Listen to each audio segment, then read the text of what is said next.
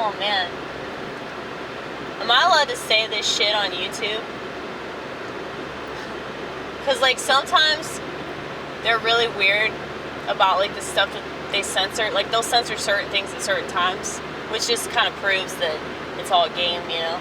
It doesn't mean anything, because it's all susceptible to change, you know? Like, just in a couple months, or maybe a couple weeks, like, things will be completely different, you know? And people will be obsessing about something else that's, like,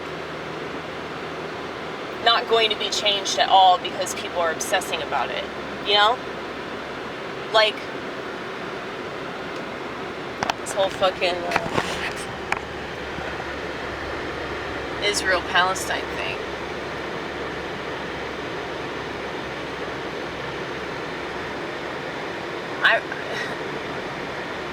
I'm not interested in anything related to politics anymore. And it's not because I don't have opinions on it. It's because there's no point in having an opinion on it.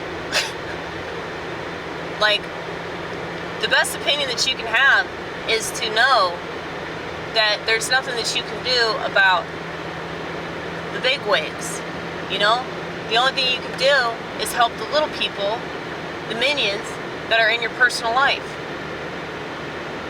And, you know, the little tadpoles on the internet that like to swim in my little section of the pond, you know?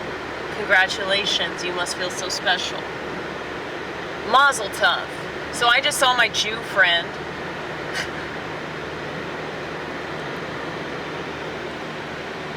She's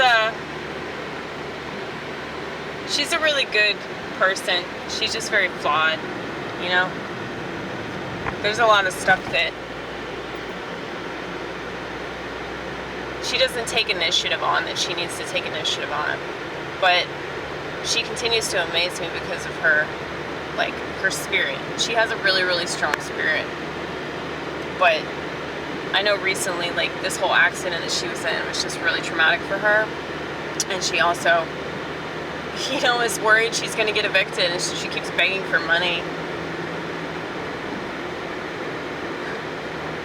But, you know, I've told her that she could go the whole, like, Israeli refugee thing. You know, she could easily say that, and people would, like, feel sorry for her or something, you know. She's been in this country for, like, over 20 years. Like, she's been here since the 90s. But she could still pull it off. And she could talk somebody's ear off enough that they would just want her to shut up and they would give her money. You know? She has that amazing ability. But yeah. Dude, when I did comedy tonight, it was like so terrible.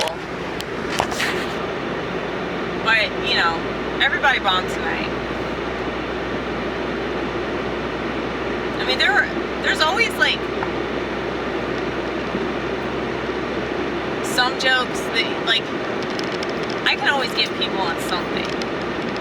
But it's never what I think is funny, you know? I'm trying to, like, reuse some of my jokes. I don't know if you recognize them. The Flexapro joke, I think that's a really good joke. But there was, like, nobody in the audience that was on anti-depressant, so they didn't understand.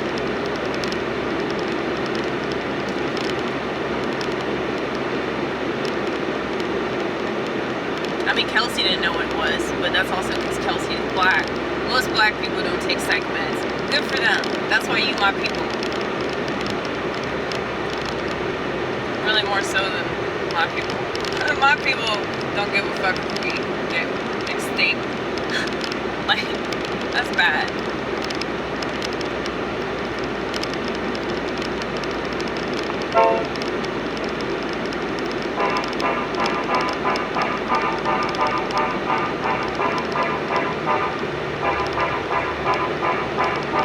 Is that good?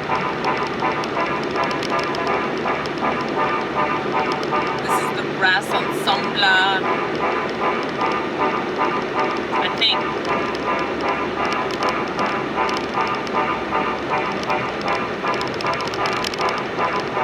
Yeah, I just felt so uncoordinated. And sometimes I'll make that work. But other times I don't.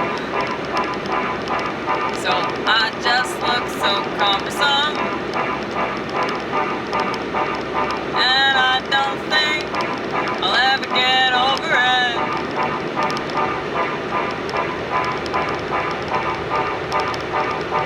And even the thing that I'm so convinced of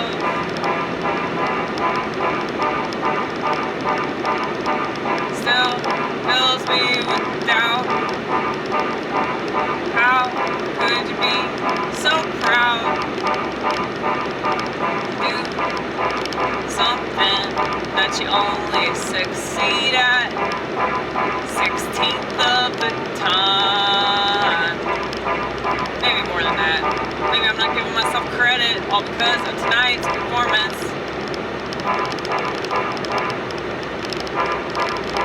And I hate that I do that.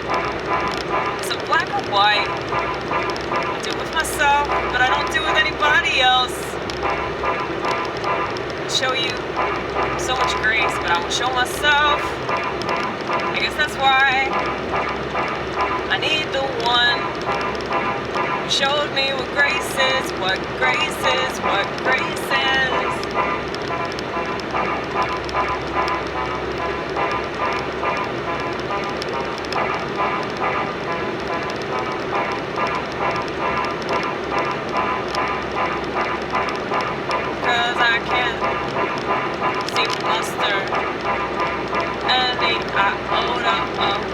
Sympathy, empathy, passion, whatever you want to call it.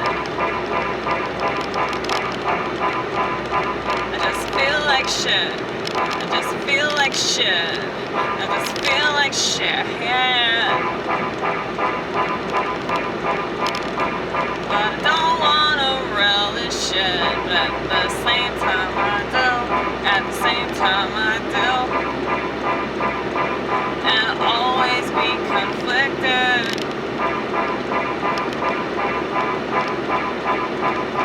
So I'll forever be afflicted.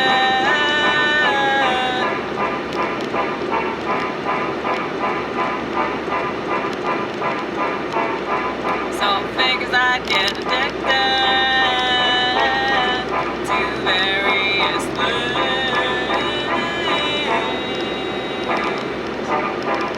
Dude, it's really cool, like, listening to you right now.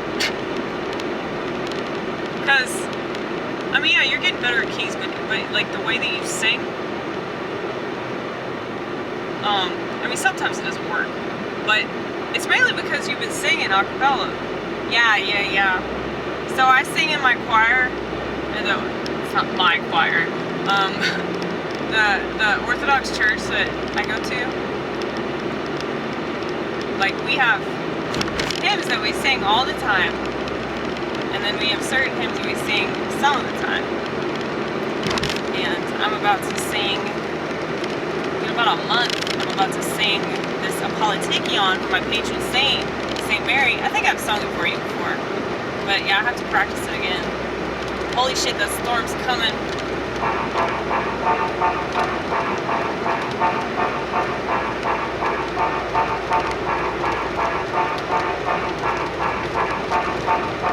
Can you hear it? Can you feel it? It's coming. It's coming. When we get back to the house before we get mowed down, by raindrops, Don't you guys like it? It's like a musical soundtrack. It's not very good, but, you know. What musical is good? I mean, really, my favorite musical ever is Little Shop of Horrors. Because it's, like, cheesy in the right way. It's ridiculous. It's a ridiculous musical.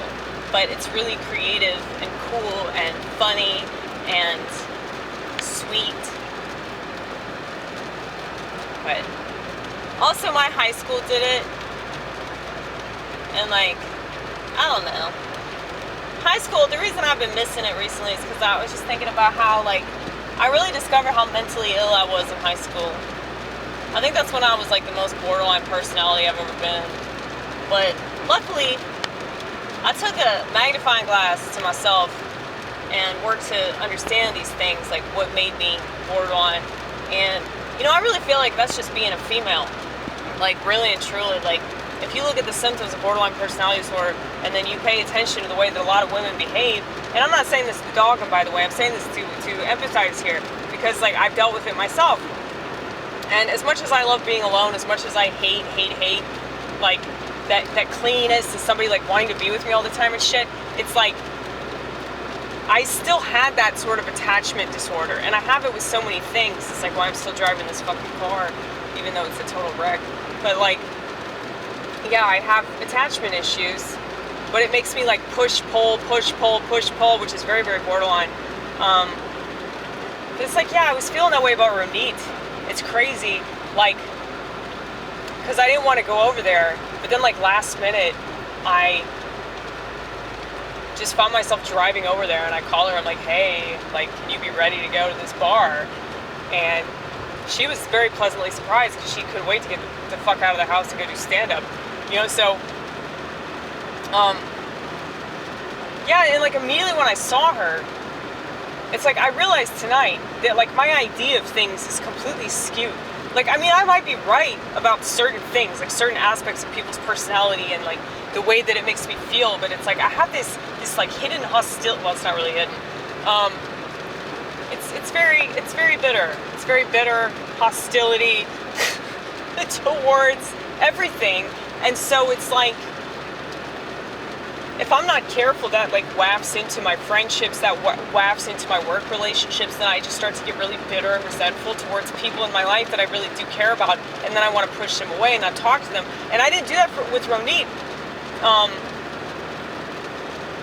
Like, maybe twice. Okay. I think I misspoke. I've done that with ronnit twice. But, like, I've done that with my friend Todd. I've done that with my friend Luke.